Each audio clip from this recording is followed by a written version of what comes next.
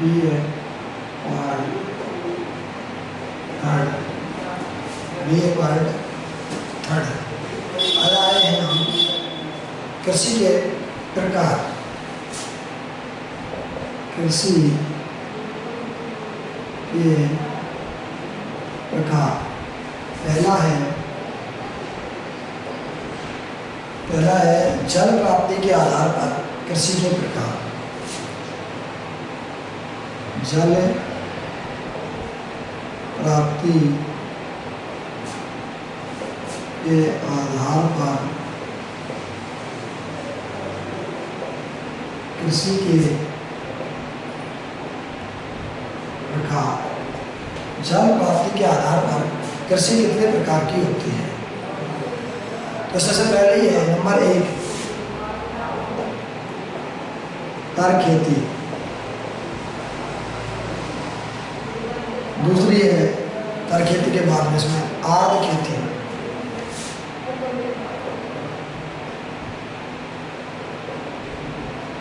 आर्द्र खेती, और तीसरी है सिंचाई द्वारा खेती, सिंचाई द्वारा खेती। और नेक्स्ट चौथी है शुष्क खेती।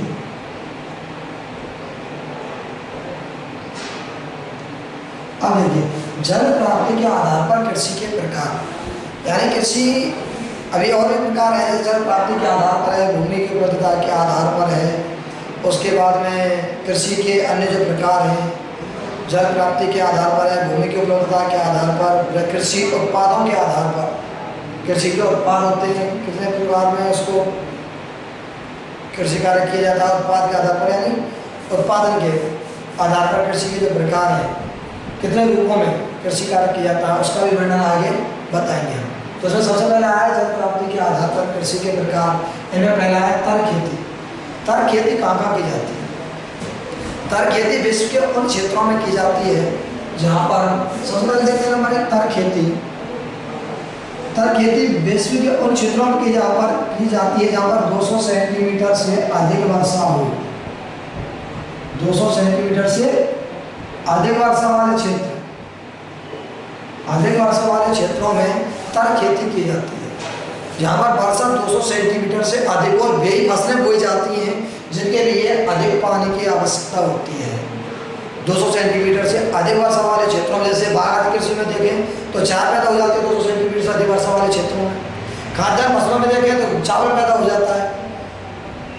विश्व के उन क्षेत्रों में जल प्राप्ति के आधार पर कृषि के प्रकार है, ना कि खाद्यान्नों के आधार पर, के फसलों के उत्पादन के आधार पर वर्गीकरण नहीं है, बल्कि वर्गीकरण इसके आधार पर है जल प्राप्ति के आधार पर।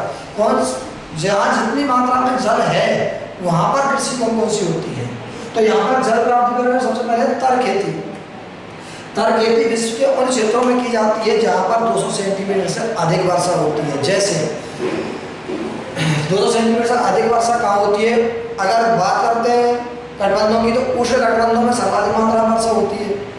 200 सेंटीमीटर से अधिक वर्षा होती है तो उन क्षेत्रों में खेती की जाती है। दूसरा है जैसे ऑस्ट्रेलिया है, दक्षिण पूर्वी एशिया है, और दक्षिणी पूर्वी अफ्रीका है, उत्तरी अमेरिका का पश्चिम भाग है, संयुक्त राज्य अमेरिका वाला क्षेत्र है, वहाँ पर क्या है 200 सेंटीमीटर से अधिक वर्षा होती है। तो ऐसे क्षेत्रों में ब्राज़ील है, वहाँ पर भी 200 सेंटीमीटर से कहवा जब पैदा होता है, वहाँ पर क्या है 200 सेंटीमीटर से अधिक वर्षा वाले क्षेत्र हैं। इनके लिए 200 सेंटीमीटर से अधिक वर्षा हो, समतल धरातल हो, उपजाऊ मिट्टी हो, तो विश्व के उन क्षेत्रों में इस प्रकार की कृषि कार्य संभव हो जाता है। अब बात करते हैं भारत में, तो भारत में तर खेती कहाँ पैदा की जाती है? पूर्वोत्तर भारत, असम, मेघालय, मणिपुर, त्रिपुरा में। पश्चिमी भारत के पश्चिमी तट का पश्चिमी ढाल, पश्चिमी तट का पश्चिमी वाला ढाल, पश्चिमी ढाल, वहाँ पर 200 सेंटीमीटर से अधिक वर्षा हो जाती है। उधर पर्वतपदीय क्षेत्रों में, हिमालय के पर्वतपदीय तलहटी वाले क्षेत्रों में, अरुणाचल प्रदेश है, बिहार है, पश्चिम बंगाल है, उत्तराखंड का दक्षिणी भाग है, सिक्किम का दक्षिणी भाग है, इन क्षेत्रों में जहाँ पर वर्षा 200 सेंटीमीटर से अधिक होती है वहाँ पर तर खेती की जाती है। इसके बाद आता है आर्द्र खेती। आर्द्र खेती कहाँ की जाती है? आर्द्र खेती विश्व के और भारत के उन क्षेत्रों में की जाती है जहां पर वर्षा, आर्द्र खेती जहां वर्षा 100 से 200 सेंटीमीटर के मध्य हो, 100 से 200 सेंटीमीटर के मध्य जहां वर्षा होती है वहां पर आर्द्र खेती की जाती है। और ये वो क्षेत्र होते हैं जहाँ पर 100 से 200 सेंटीमीटर के मध्य अगर वर्षा होती है तो ठीक है, नहीं तो इतने जल की आपूर्ति सिंचाई के माध्यम से भी कर दी जाती है। सिंचाई द्वारा खेती निम्न वर्षा वाले क्षेत्रों में और आएगी, लेकिन अगर इसमें भी कई बार क्या है, भारतीय मानसून की विशेषता क्या है, अनिश्चित, अनियमित, अशांतता, असामयिक, अगर जरूर नहीं है 100 से 200 सेंटीमीटर हो ही जाए, ये भी कोई निश्चित नहीं है।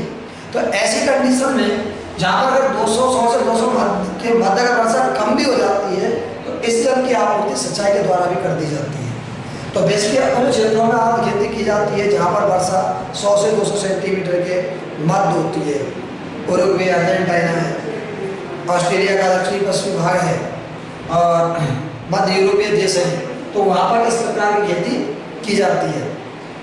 दक्षिणी अफ्रीका है, अर्जेंटीना है, और भारत में अगर बात करें तो 100 से 200 सेंटीमीटर के मध्य पूर्वी राजस्थान, पश्चिमी उत्तर प्रदेश, दक्षिणी पंजाब, दक्षिणी पश्चिमी हरियाणा, उत्तरी मध्य प्रदेश, छत्तीसगढ़, झारखंड और पश्चिमी तट का पूर्वी ढाल, पश्चिमी तट का पूर्वी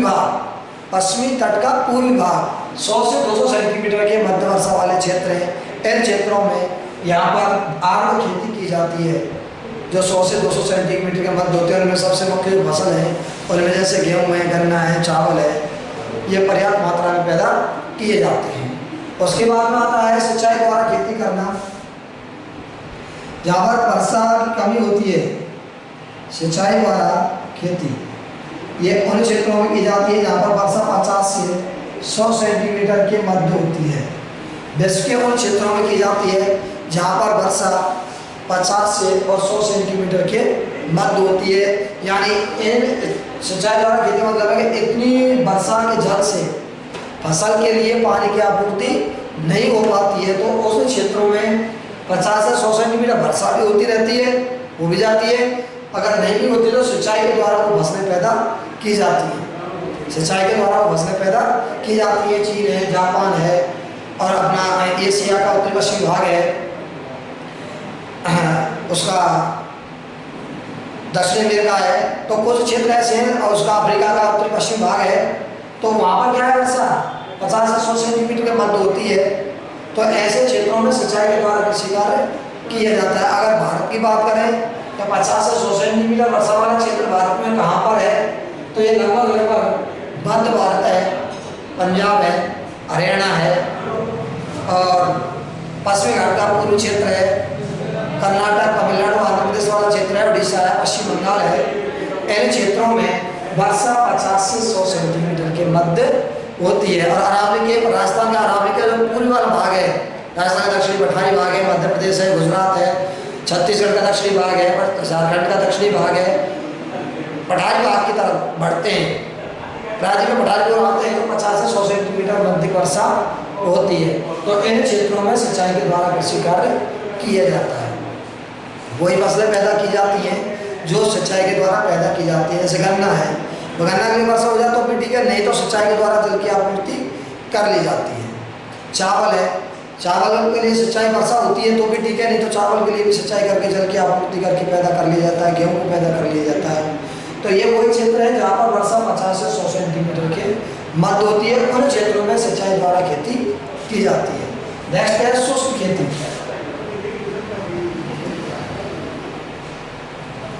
शुष्क खेती की जाती है 0 से यानी 50 सेंटीमीटर से कम, 50 सेंटीमीटर से 50 सेंटीमीटर से कम वर्षा वाले क्षेत्रों में। जहाँ पर वर्षा 50 से कम होती हो उन क्षेत्रों में ये शुष्क खेती की जाती है। इसमें ऐसी फसलें बोई जाती हैं जिनके लिए कम से कम जल की आपूर्ति हो। इन क्षेत्रों में वही फसलें बोई जाती है जिनमें कम से कम जल की आवश्यकता पड़ती हो, जैसे बाजरा है, ज्वार है, मूंग है। इन शुष्क प्रदेशों में, शुष्क क्षेत्रों में वही खेती की जाती है जिनमें कम से कम जल की आपूर्ति हो। पर इसमें भी किसान क्या करते हैं, उनको 19 से 20 इंच से लेकर अंदर के बीच 22-24 इंच तक जमीन की जोतों के द्वारा, मशीनी यंत्रों के द्वारा उसकी जोत करते हैं, जिससे कि भूमि के अंदर की जो नमी है वो उसमें नमी उपजाऊ मिट्टी में मिल जाए। फिर उसको क्या करते हैं, उसके ऊपर उसको हल्के हल्के पत्थरों के टुकड़ों से ढक देते हैं या फिर पाटा फेंक देते हैं उसके ऊपर, कृषि का क्षेत्र के ऊपर, जिससे कि उसकी नमी उसमें दबी रहे। फिर क्या करते हैं, सुबह जैसे ओस पड़ती है तो उस समय उनको हटा देते हैं, ओस पड़ती है फिर उनको दबा देते हैं। इससे क्या है, वो लगातार नमी उपजाऊ मिट्टी में घुलती रहती है और वो उसमें कृषि के बीज को उत्पन्न करने में सहायक भी होती है। तो ऐसी खेती 50 से 100 सेंटीमीटर से कम वर्षा वाले क्षेत्रों में की जाती है, जैसे पश्चिमी रेगिस्तान का भाग है, पश्चिमी पंजाब है, पश्चिमी राजस्थान है, पश्चिमी गुजरात है, पश्चिमी उत्तर पश्चिमी हरियाणा वाला क्षेत्र है। भारत में तो इन क्षेत्रों में ये 50 से 100 सेंटीमीटर वर्षा वाले 50 सेमी से कम वर्षा वाले क्षेत्र हैं। और उत्तर हिमालय वाले क्षेत्र में 50 से 150 सेंटीमीटर कम वर्षा वाले क्षेत्र हैं, लेकिन वहाँ पर क्या पर्वतीय क्षेत्र है, तो वहाँ पर ये फसलें पैदा नहीं की जाती, बल्कि अन्य ड्राइव्स पैदा किए जाते हैं उन क्षेत्रों में जहाँ पर वर्षा 50 से भी कम होती है, जो शीत प्रदेश है, ठंडे इलाके हैं उनमें। इसके बाद आती है हमारी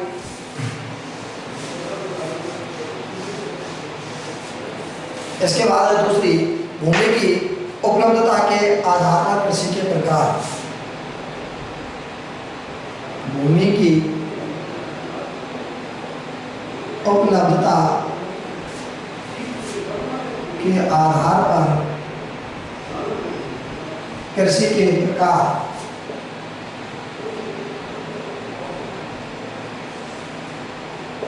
भूमि की उपलब्धता के आधार पर कृषि के प्रकार, यानी भूमि की उपलब्धि कहाँ है, भूमि कहाँ पर ज़्यादा उपलब्ध है किसान के लिए, कहाँ पर कम है।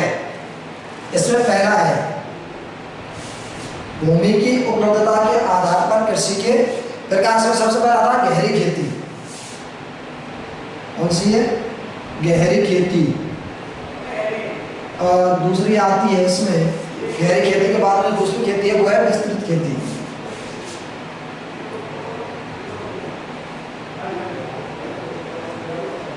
पहले यह समझें कि भूमि की उपलब्धता के आधार पर कृषि क्या है। भूमि की उपलब्धता के आधार पर जैसे पश्चिमी रेगिस्तान है, पर्याप्त मात्रा में भूमि है, तो यहाँ पर किस प्रकार की कृषि कर सकते हैं, इसमें से किसी प्रकार की, क्योंकि उसमें कृषि कौन सी होगी, शुष्क खेती, क्योंकि वो जल पर डिपेंड हो गई, वो किस पर निर्भर हो गई, जल प्राप्ति के आधार पर। तो वहाँ पर बरसात ही नहीं होती, धरातल का क्या होगा, जब बरसात है नहीं, जल की कमी है, जल ही पर्याप्त मात्रा में नहीं है, तो ऐसे में गहरी और विस्तृत खेती का करना भी क्या है, वो जल ही नहीं है। यानी कृषि करने के लिए जो आवश्यक चीजें हैं उपलब्ध होनी चाहिए, वो उपलब्ध ही नहीं है। तो यहाँ पर कृषि भूमि की उपलब्धता का मतलब ये नहीं है कि पर्याप्त मात्रा में क्षेत्रफल पड़ा हो और वहाँ पर खेती करें। इसका मतलब है कि वहाँ पर किस प्रकार से खेती कार्य किया जाता है। पश्चिमी रेगिस्तान पर्याप्त रेगिस्तान पड़ा है, पर्याप्त धरातल है, क्षेत्रफल पर्याप्त मात्रा में, लेकिन शुष्क खेती होगी ना तो गहरी खेती हो सकती है ना विस्तृत खेती। क्यों? क्योंकि इन खेतियों को करने के लिए पर्याप्त मात्रा में जल की आवश्यकता होती है, यंत्रों की आवश्यकता होती है, श्रमिकों की आवश्यकता होती है, पूंजी निवेश की आवश्यकता होती है। लेकिन जब पानी नहीं हुआ तो कृषि करने पर विचार ही नहीं कर सकते। तो यहाँ पर भूमि की उपलब्धता के आधार पर मतलब है कृषि दो रूपों में होती है, तो गहरी खेती और दूसरी है विस्तृत खेती। अब गहरी खेती क्या होती है? गहरी खेती से मतलब होता है जनसंख्या का भार जिन क्षेत्रों में अधिक है और कृषि का क्षेत्रफल कम है, यानी जनसंख्या अधिक है, जनसंख्या अधिक है और कृषि का क्षेत्रफल कम है। अब अधिक जनसंख्या, कृषि का क्षेत्रफल कम है, तो उस जनसंख्या की आपूर्ति के लिए मांग तो अधिक होगी। अब जब मांग ही अधिक है और क्षेत्रफल इतना है नहीं, तो कम क्षेत्रफल पर अधिक उत्पादन देने वाली किस्मों का बोया जाएगा कि जिस पर अधिक से अधिक उत्पादन दे सके, ऐसी किस्मों का उत्पादन किया जाए, ऐसी किस्में बोई जाए, ऐसी फसलों का उत्पादन किया जाए जो इतनी जनसंख्या के दबाव को, जनसंख्या का जो दबाव है वो जनसंख्या की आपूर्ति कर सके। तो उसको कहते हैं हम गहरी खेती। क्षेत्रफल तो कम और जनसंख्या अधिक, दूसरे अर्थों में इसको गहन खेती भी कह देते हैं। क्या कह देते हैं इसको? गहन खेती, यानी कम समय में कम क्षेत्रफल पर अधिक उत्पादन देने वाली किस्मों का बोया जाए। अब इसमें क्या, सबसे पहले गहरी खेती में क्या खाद्यान्न फसलों को अधिक बोया जाता है कि जनसंख्या का दबाव अधिक है, तो जनसंख्या के लिए पहले खाने भोजन के लिए चाहिए, तो इसमें सबसे पहले चावल या गेहूँ का उपयोग किया जाता है। चावल और गेहूँ भारी मात्रा में बोया जाता है और इसमें क्या होता है, कृषि यंत्रों का अधिक उपयोग किया जाता है, रासायनिक उर्वरकों का इस्तेमाल अधिक किया जाता है श्रमिकों की भी आवश्यकता होती है, इसी में पूंजी की भी अधिक आवश्यकता होती है, पूंजी निवेश अधिक करना पड़ता है। और निकटतम बाजार की भी आवश्यकता होती है, परिवहन के साधनों की भी आवश्यकता होती है। और गहरी खेती होती है, और इसमें क्या है, यंत्रों की आवश्यकता कम, यंत्रों की आवश्यकता कम होती है और इस श्रमिकों की आवश्यकता अधिक होती है। और कई बार क्या है कि घर में आजकल जनसंख्या अधिक है तो घर के सदस्यों काम करते हैं और जरूरत पड़ने पर इसमें श्रमिक लगा लिए जाते हैं, क्योंकि खेती तो कम है, क्षेत्रफल तो कम है और जनसंख्या अधिक है, तो श्रमिक पर्याप्त मात्रा में कुशल श्रमिक मिल जाते हैं काम करने के लिए, तो यंत्रों की आवश्यकता तो कम होती है। बाकी श्रमिकों के अधिक, पूंजी निवेश अधिक, रासायनिक उर्वरकों का उपयोग, कीटनाशक दवाओं का उपयोग इसमें अधिक किया जाता है गहरी खेती में, और इसमें खाद्यान्न फसलों को अधिक बोया जाता है। दूसरी बात है विस्तृत खेती, यानी क्षेत्रफल अधिक हो, जनसंख्या का भार कम हो, जनसंख्या अधिक नहीं हो, सीमित लिमिट की जनसंख्या हो, लेकिन क्षेत्र कैसा हो, विस्तृत। फार्मों में जो कृषि की जाती है, संयुक्त अमेरिका है, कनाडा है, स्विट्जरलैंड है, उन क्षेत्रों में फार्मिंग कृषि, विस्तृत कृषि की जाती है, बड़े बड़े कृषि के फार्म हैं, उनमें यंत्रों के माध्यम से कृषि होती है, सारा काम मशीनों से होता है, सारा काम किससे होता है, मशीनों से होता है। और इसमें रासायनिक खादों का उपयोग इससे ज़्यादा किया जाता है। इसमें तो क्या है, पशुओं के द्वारा हरी खाद, गोबर खाद का उपयोग कर लेते हैं, लेकिन इसमें तो पूरा किसमें होता है, रासायनिक उर्वरकों का उपयोग किया जाता है, इसमें तो पूरा ही रासायनिक उर्वरकों का उपयोग किया जाता है। तो ये होती है हमारी विस्तृत खेती, जिसमें यंत्रों की आवश्यकता भी अधिक होती है, पूरा काम खेती का यंत्रों और मशीनों के माध्यम से किया जाता है, और यह उन क्षेत्रों में की जाती है जो कृषिगत उपजाऊ क्षेत्र होते हैं, बशर्ते जनसंख्या का भाग कम और कृषि का क्षेत्रफल अधिक होता है, तो उसको कहते हैं हम विस्तृत खेती। क्या कहते हैं उसको, विस्तृत खेती है। संयुक्त अमेरिका, कनाडा और देशों में पर्याप्त मात्रा में की जाती है। ऑस्ट्रेलिया में विस्तृत खेती की जाती है, डाउस के मैदान है, प्रेरी घास के मैदान है, बेल्ट्स हैं अफ्रीका के, विस्तृत खेती के क्षेत्र हैं। कौन से क्षेत्र है, विस्तृत कृषि क्षेत्र। अगला आता है कृषि उत्पादों के आधार पर कृषि है। तीसरा है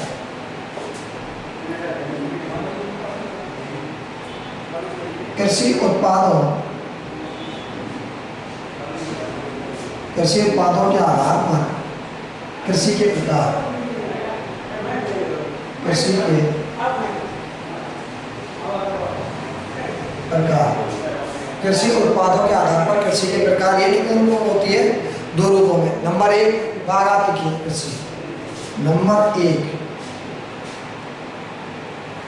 बागायती खेती, और नंबर दूसरी है इसमें फलों एवं तरकारियों की कृषि, फलों एवं तरकारियों की खेती, फल एवं तरकारियों की खेती। पहले ये बागायती खेती, कृषि उत्पादों के आधार पर कृषि के प्रकार। इसमें बागायती कृषि और फल एवं तरकारियों की कृषि सम्मिलित की जाती है। कृषि उत्पादों के आधार पर, अब इसमें बागायती कृषि और फलों एवं तरकारियों की खेती की जाती है। इसके लिए इन दोनों ही खेतियों के लिए हमें सबसे पहले निकटतम बाजार प्लस परिवहन की आवश्यकता सर्वाधिक होती है। क्यों? क्योंकि बागायती खेती से कौन से, जैसे बागायती खेती किसमें होती है, जैसे कृषि उत्पादों के आधार पर बागायती, जैसे चाय के बागान है, सेब के बाग हैं, अनार है, सेब के बाग है, अनार है, और अनार है, अंगूर है, सेब है, जितने भी फल हैं, फ्रूट्स हैं, वो सारे इसमें पैदा होते हैं। तो ये क्या शीघ्र ही नष्ट होने का भय रहता है, खराब भी जल्दी हो जाते हैं। तो इसके लिए क्या है, उत्पादित क्षेत्रों से बाजार तक पहुंचने के लिए निकटतम तो बाजार भी होना चाहिए, साथ में परिवहन भी होना चाहिए, क्योंकि उत्पादित क्षेत्रों से बाजार तक पहुंचाने के लिए परिवहन की आवश्यकता होगी। तो ये उन्हीं क्षेत्रों में की जाती है बागायती खेती। कहाँ की जाती है, भूमध्य सागर तक, भूमध्य सागरीय क्षेत्रों में खट्टे फलों की खेती, अंगूर की खेती जो की जाती है। और ठंडे प्रदेशों में भारत में जैसे जम्मू कश्मीर का तलहटी क्षेत्र है, उत्तराखंड है, हिमाचल प्रदेश है, पर्याप्त मात्रा में सेब और अनार वो पैदा किए जाते हैं, अंगूर, ड्राई फ्रूट्स पैदा होते हैं। उधर भारत में बात करें तो असम, मेघालय, मणिपुर, त्रिपुरा में पर्याप्त मात्रा में चाय वो पैदा होता है। अन्नामलाई की पहाड़ियाँ, बाबा बुदन की पहाड़ियाँ, केरल, कर्नाटक, तमिलनाडु में कहवा पैदा होता है। तो ये सब किसमें आती है, बागायती कृषि में। अब इनके लिए निकटतम बाजार प्लस परिवहन की आवश्यकता सबसे पहले होती है। धरातल कैसा है, ढलान कैसा है, उसका इसमें कोई मतलब नहीं है, लेकिन बागायती कृषि के लिए कई प्रकार की जो कृषि है उनके लिए उसी के अनुकूल भौगोलिक दशा होना जरूरी होता है। दूसरी आता है फल एवं तरकारियों की खेती। ये निकटतम बाजार के केंद्रों के आसपास की जाती है, जहाँ जनसंख्या का भार अधिक होता है। अब उस जनसंख्या भार के लिए सब्जियों की आवश्यकता तो अधिक होगी पर डे, प्रतिदिन सब्जी खाता है मतलब, उसके लिए अधिक से अधिक आवश्यकता होती है। तो ये उन्हीं क्षेत्रों में पैदा की जाती हैं जहाँ पर इन्हें अनुकूल तो होती है, बशर्ते बड़े बड़े महानगरों शहरों के नज़दीक बोई जाती हैं और वहाँ से निकटतम बाजार में सब्जियाँ मंडियों में बेची जाती है, जिससे कि जनसंख्या की आपूर्ति की जा सके। इसके लिए निकटतम बाजार और परिवहन की आवश्यकता सबसे महत्वपूर्ण बिंदु होते हैं। इसमें यंत्रों का उपयोग कम, बाकी कीटनाशक रासायनिक दवाइयों का उपयोग ज़्यादा किया जाता है, बल्कि सारा काम इसमें श्रमिकों के माध्यम से किया जाता है। सब्जियों को तोड़ना, चाय की पत्तियों को तोड़ने के लिए महिला मजदूरों की आवश्यकता होती है, व्यवहार के लिए महिला मजदूरों की आवश्यकता होती है। तो ये वो क्षेत्र हैं, ये वो खेती है जिनमें श्रमिकों की आवश्यकता तो अधिक होती है, बात सब कीटनाशक रासायनिक दवाइयों और उत्पादों का उपयोग अधिक किया जाता है, जिससे कि लगातार जनसंख्या की जो मांग बढ़ रही है उसकी आपूर्ति की जा सके। इसके बाद आता है कृषि के अन्य प्रकार। नंबर 6 कृषि के अन्य प्रकार। अब कृषि के अन्य प्रकारों में पहला है झूमिंग कृषि।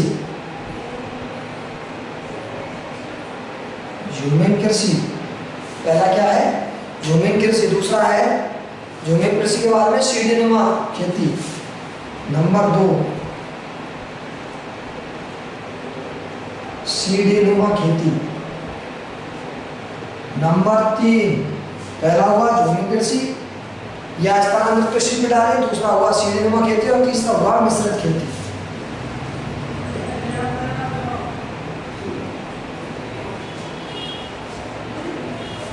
अब देखिए इसमें यह झूमिंग प्रणाली कृषि के अन्य प्रकारों में झूमिंग कृषि क्या है?